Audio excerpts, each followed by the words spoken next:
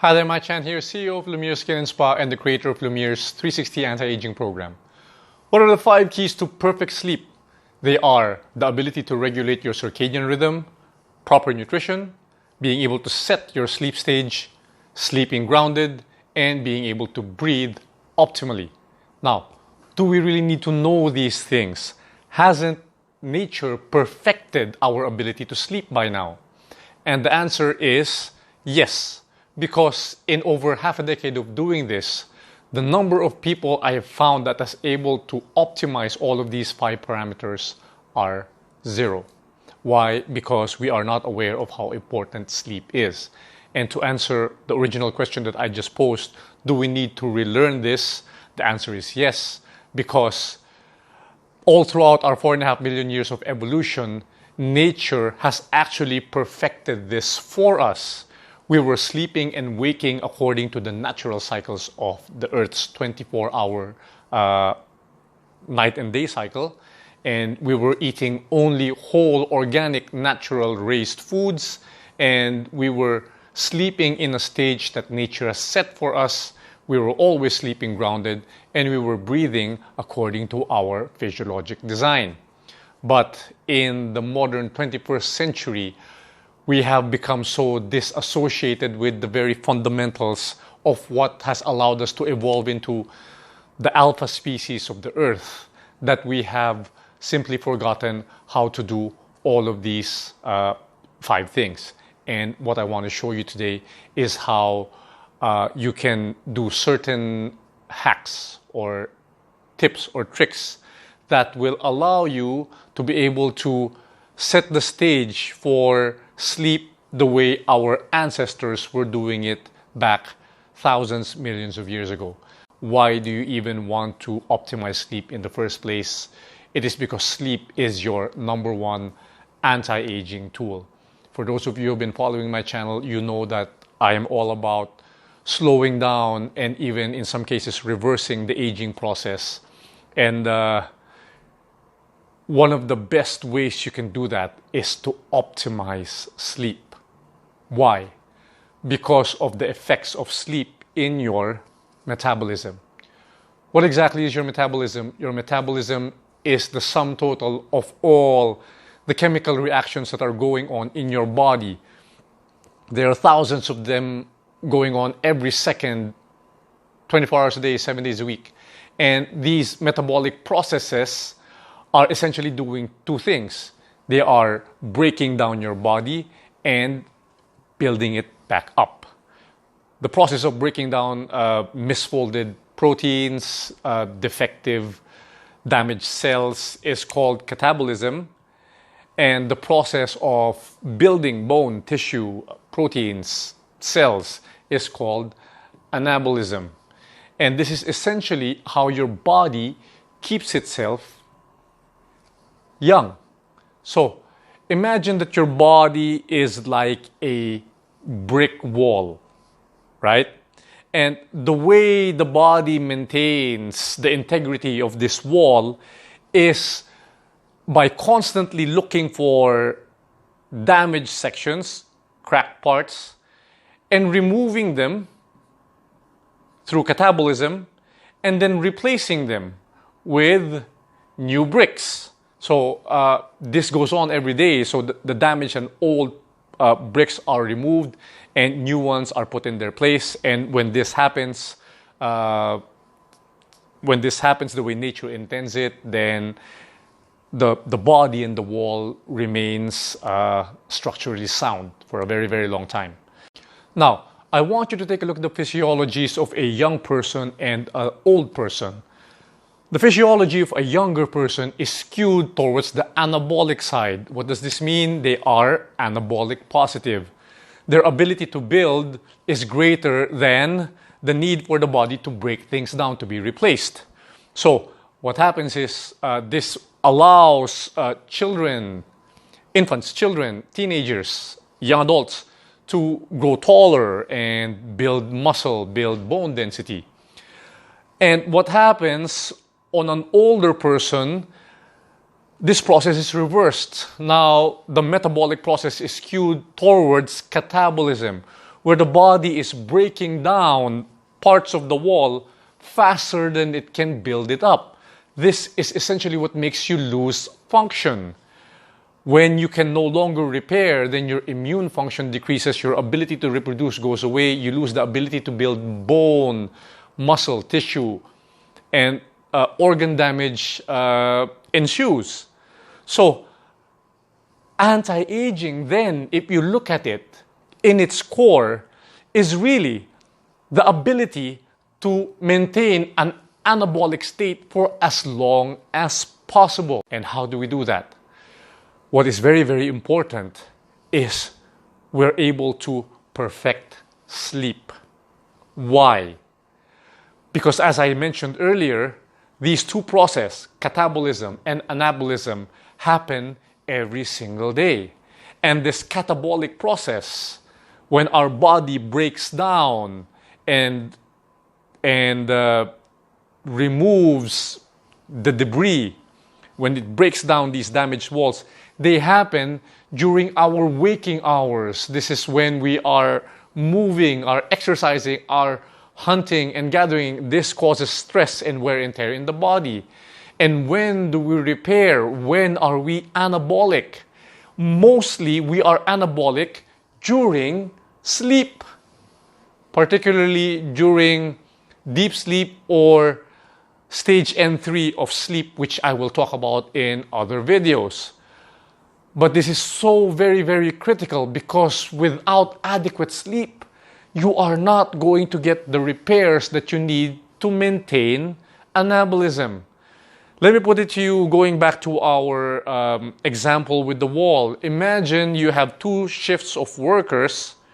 You have your day shift and you have your night shift. And the day shift is in charge of tearing down the damaged portions, right? They're in charge of identifying and tearing down the damaged portions. And the night shift is in charge of replacing the old bricks, cement, mortar with new ones. Imagine what happens if the supervisor says, hey, you know what? We're getting more work done in the morning.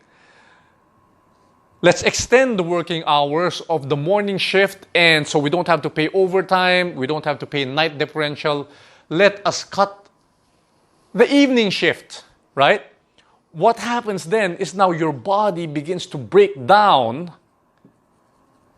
but without the repair, your body is breaking down faster than your ability to repair it. The wall is going to have sections where there will still be damage.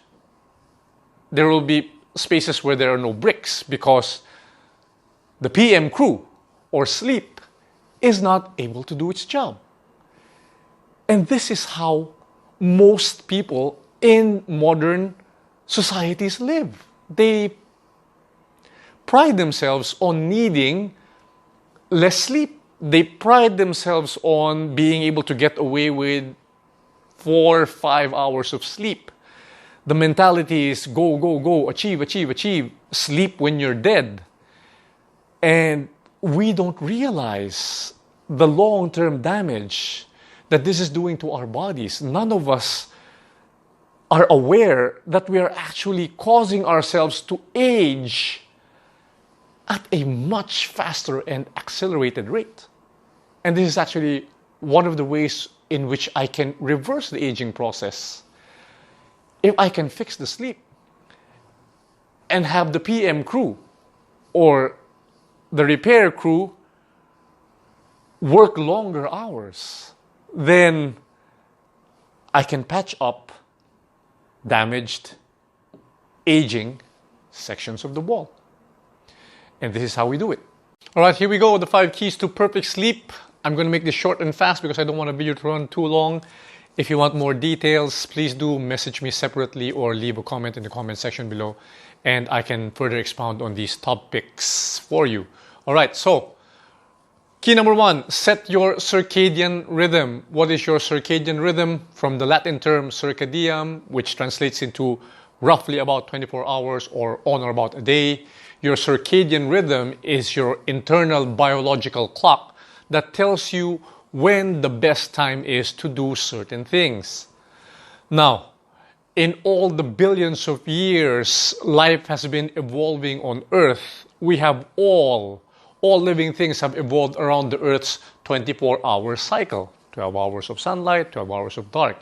And as a result of this constant stimulus, our bodies have learned when the best time is to do certain things. When is the best time to sleep? When is the best time to eat? When is the best time to hunt? And the body actually prepares itself for these activities. And this is actually called your circadian rhythm. So it is said that people who work with their circadian rhythms perform better and more efficiently, and people who work against their circadian rhythms perform more poorly. Now, your sleep-wake cycle also is influenced by this circadian rhythm. If you are an average person, your sleep-wake cycle will look something like this. Sleep and wake are actually, like everything else in the body, or most everything else in the body, are controlled by hormones. Hormones are signaling molecules, right? And there are these particular hormones that dictate sleep and wake. Cortisol, adrenaline, noradrenaline, these are part of your stress hormones. They come from your adrenals and they dictate your wake cycle. And the sleep hormone, we've all heard about melatonin. Melatonin, or the hormone of darkness, is what initiates the sleep cycle. This is how it works. At around 4 a.m., your body begins to release cortisol, epinephrine, norepinephrine, right? And this actually initiates the waking cycle. And what influences the release of these wake hormones? It is actually sunlight, particularly the blue light spectrum of sunlight.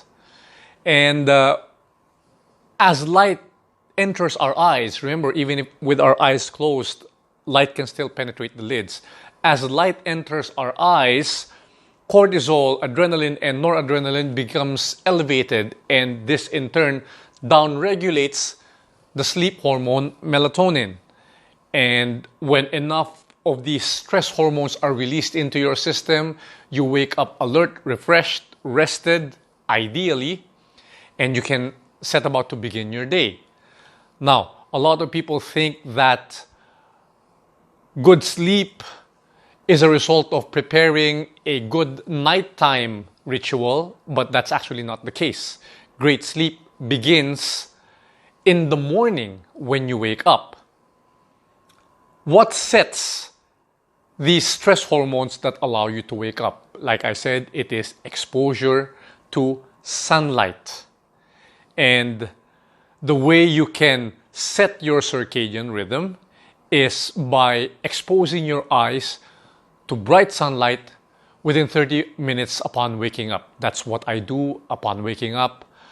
I perform my morning ritual and then I head on out and expose myself by walking around our village for about 20 to 30 minutes. Why? Sunlight, particularly the blue light spectrum of visible light, this is the spectrum of sunlight that makes the sky appear blue, right? They signal certain proteins in the back of the retina called the myopsins, and these myopsins, their job is to detect blue light. And when this happens, it activates a part of the brain located at the back of the hypothalamus called the suprachiasmatic nucleus.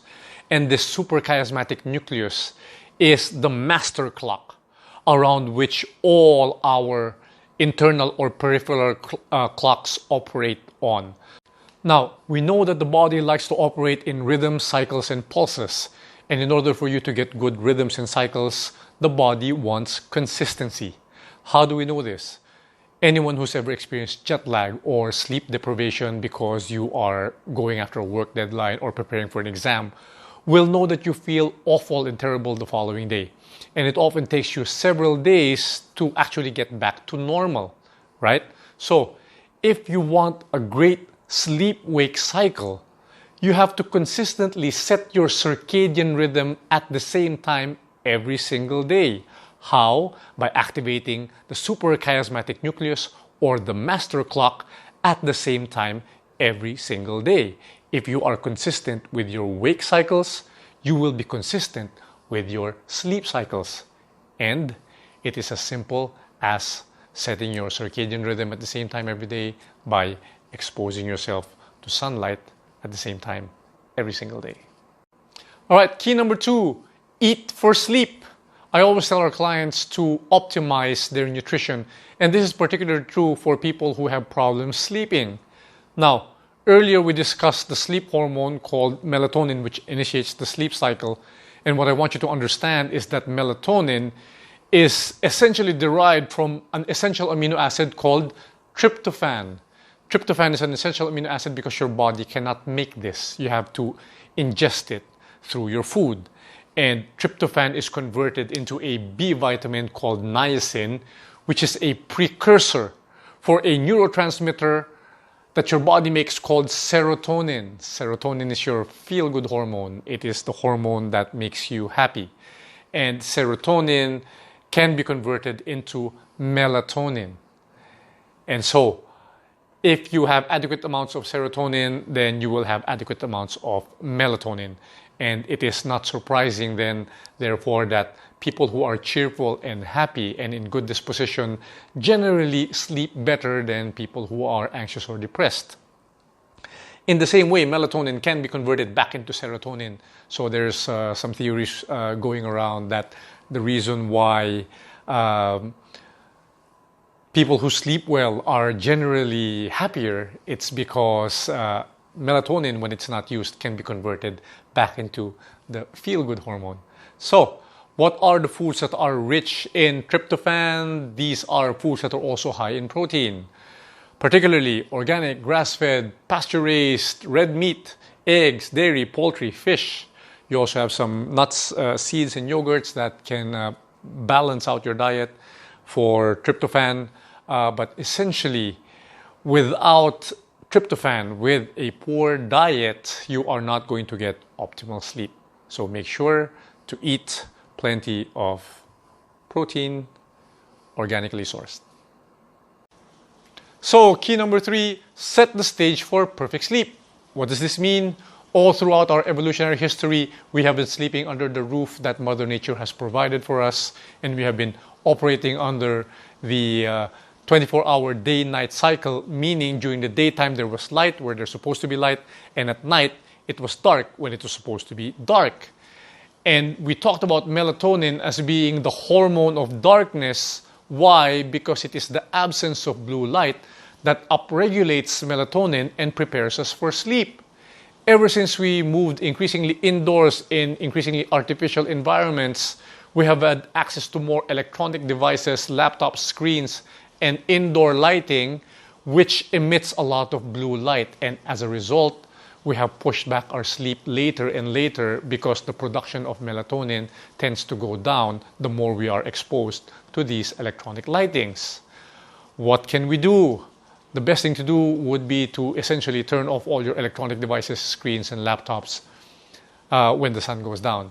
But I know you're not going to do that, so instead I'm going to give you some hacks and tricks that you can use in order to circumvent this artificial lighting. Number 1 is to wear blue light blockers. What are blue light blockers? These are glasses that are tinted, usually amber or yellow, and what this does is it filters out the blue light spectrum of visible light.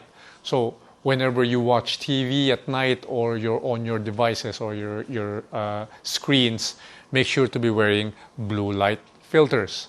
And another thing that you can do is to use built-in blue light filters of your screens. Most modern phones, laptops, electronic devices actually come with built-in blue light filters, which you can program to activate at certain times of the day, right? So be sure to take advantage of this technology. And lastly, the most powerful thing that you can do, this is the most powerful for us, is to swap out your white and daylight incandescent or LED bulbs with red LED bulbs. Why? Because red is the closest to color to amber, and this is the closest to firelight. And we know that firelight does not suppress the production of melatonin. And this is probably because ever since we discovered fire, we used fire to illuminate us at night and to keep us safe. So we have evolved so that this spectrum of light does not suppress the production of our sleep hormone. Sharing with you our personal experience, before we incorporated these changes, especially before using red LED bulbs, we were consistently, as a family, sleeping at around 11 or 12. But ever since we swapped out, that's all we did, was swap out the red LED bulbs, our family, including our baby, has been consistently sleeping at around 10 o'clock. So this is very, very powerful. Set the stage for sleep. Use red LED bulbs. All right, the fourth key to perfect sleep is to sleep grounded. What does this mean? For those of you who are not familiar with grounding, it is direct skin contact with Mother Earth. Now, why do we sleep better around nature when we're at the beach, at the forest, in the mountains? It is because we have more direct skin contact with the Earth. And this allows our body to take up free electrons. Electrons are negatively charged subatomic particles, and free electrons are these negatively charged subatomic particles that are unbound to atoms. Now, I know this is a bit complicated, but bear with me.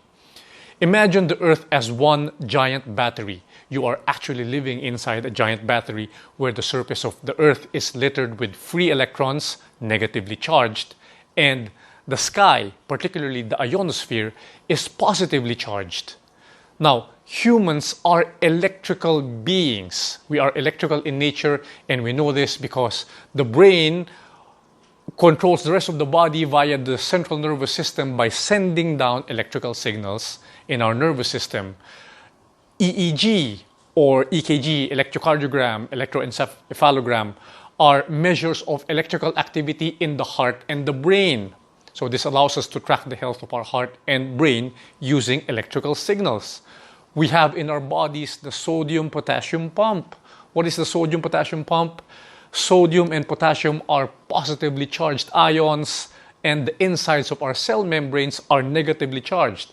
And we use the positive and negative charges to create an electrical gradient that allows ions to travel in and out of our cells.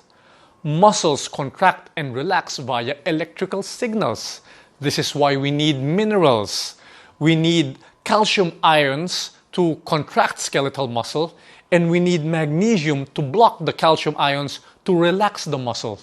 So what does this tell us? This tells us that humans are electrical in nature and that the Earth is one giant battery.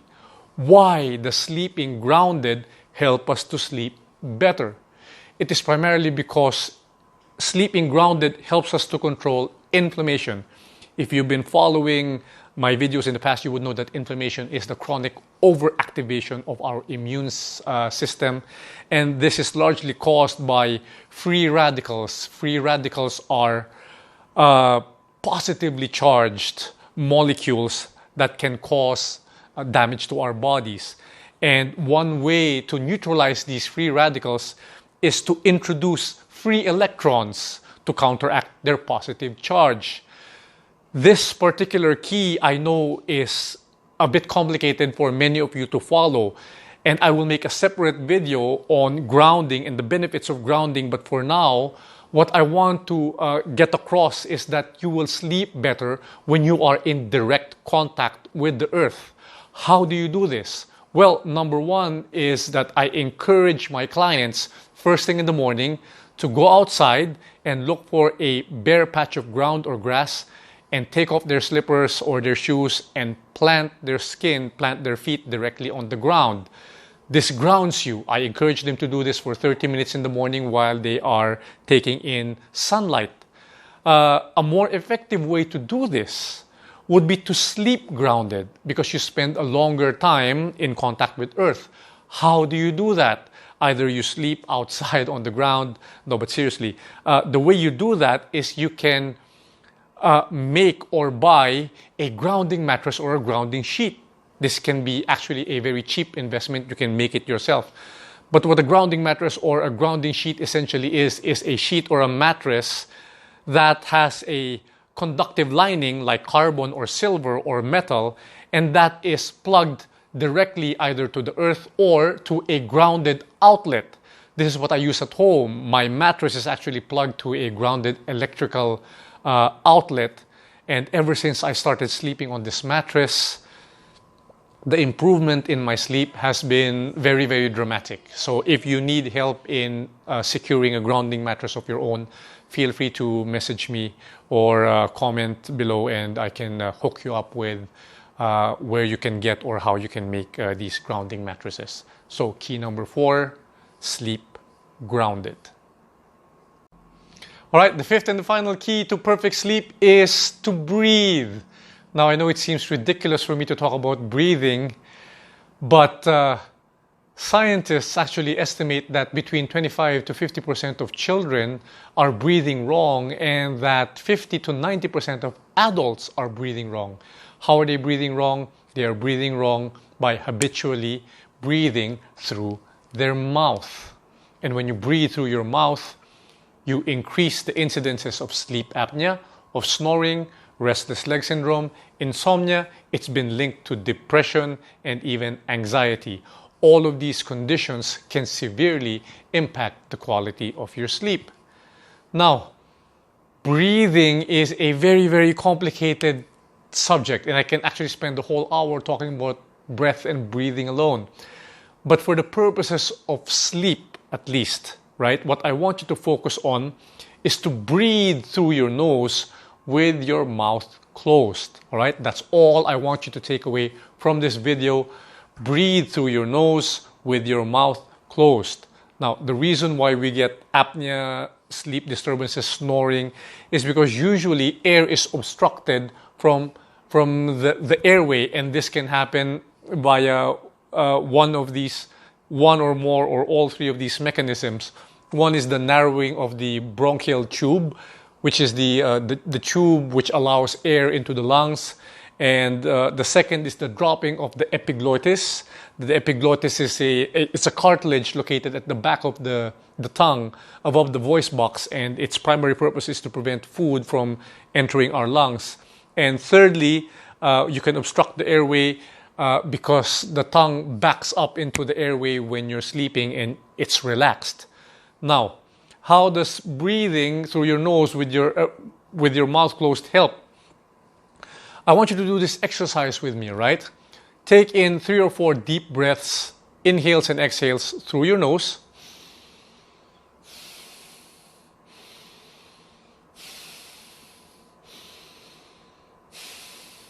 Now, I want you to notice where the tongue rests. If you're breathing correctly, your tongue is resting on the roof of the mouth. This means that the tongue is forward and away from the airways, which means you have a wider airspace. You have more space for air to enter your lungs. And this is essentially what breathing through your nose does. This is how we are physiologically meant to breathe, with our mouth closed, with the tongue resting gently on the roof of the mouth. How do you know if you are breathing through your mouth when you sleep? Because obviously you're not conscious. Well, some of the keys is that when you wake up, your mouth and your throat are dry. I have begun paying attention to this ever since I started to correct my sleep, and now every morning when I wake up, my mouth is wet with saliva. I notice these things. Number 2 is snoring. So breathing through your mouth increases the chances of you snoring. I used to be a habitual snorer, and now my wife tells me she doesn't hear me snore anymore. And you feel tired upon waking. This is because you wake up frequently during the night without you knowing. So the level of deep sleep and REM sleep is very, very shallow. So you feel tired upon waking. Needless to say, ever since I've been able to fix my sleep, 99.9% of the time when I wake up, I am alert, refreshed, and ready to go. And all of this you can fix through proper breathing. Now, there are many techniques that I can give you to improve breathing nose breathing while you sleep. But again, that's another video for another time. Number one, the best tip I can share with you is to improve breathing through your nose is to practice it while you are awake. Make a conscious effort to breathe only through your mouth. I'm sorry. Make a conscious effort to breathe only through your nose. So a good exercise I like to do is when a client is starting out, I would like to ask his or this person to spend 5 to 10 minutes each morning breathing for 6 counts through their nose and exhaling through their nose. 6 counts in, 6 counts out. And for the rest of the day, anytime you find yourself breathing through your mouth, because this can happen out of habit, when you feel when you need to take in more oxygen, especially when you are tired, you tend to breathe through your mouth. And I want to tell you right now, you're actually taking in less oxygen that way. So make it a habit to breathe only through your nose. Catch yourself. If you find yourself breathing through your mouth, make a conscious effort to switch to your nose. So for now, that is the best thing that I can advise for you.